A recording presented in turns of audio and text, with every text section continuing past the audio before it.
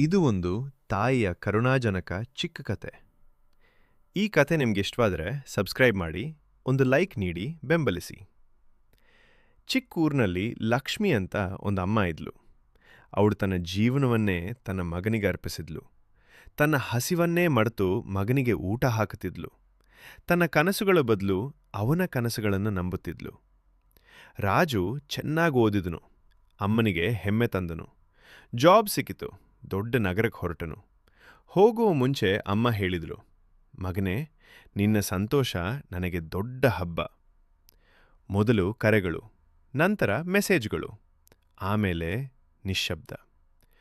ಊರಿನಲ್ಲಿ ಅಮ್ಮ ಪ್ರತಿದಿನ ಸಂಜೆ ಬಾಗಿಲ ಹತ್ತಿರ ಕೂತು ಕಾಯುತ್ತಿದ್ಲು, ಇಂದು ಬರ್ಬೋದು ಅಂತ.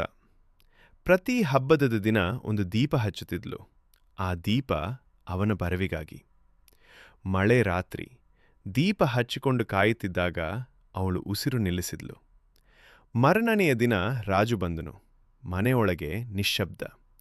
ಬಾಗಿಲು ಹತ್ತಿರ ಇನ್ನೂ ದೀಪ ಬೆಳಗುತ್ತಿತ್ತು. ಅವಳು ಕಾಯುತ್ತಿದ್ದದ್ದು ಮಗನನ್ನು.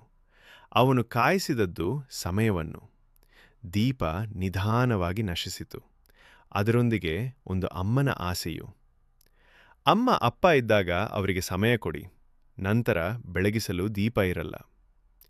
ಈ ಕತೆ ನಿಮಗಿಷ್ಟವಾದರೆ ನೀವು ಎಲ್ಲಿದ್ದರೂ ಹೇಗಿದ್ದರೂ ನಿಮ್ಮ ಆತ್ಮೀಯರಿಗೆ ಸ್ವಲ್ಪ ಸಮಯ ಕೊಡಿ. ಪೂರ್ಣವಾಗಿ ನೋಡಿದ್ದಕ್ಕೆ ಧನ್ಯವಾದಗಳು.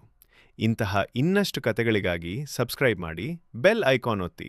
ನಮ್ಮ ಮುಂದಿನ ವಿಡಿಯೋಗಳನ್ನು ಮೊದಲು ನೋಡಿ.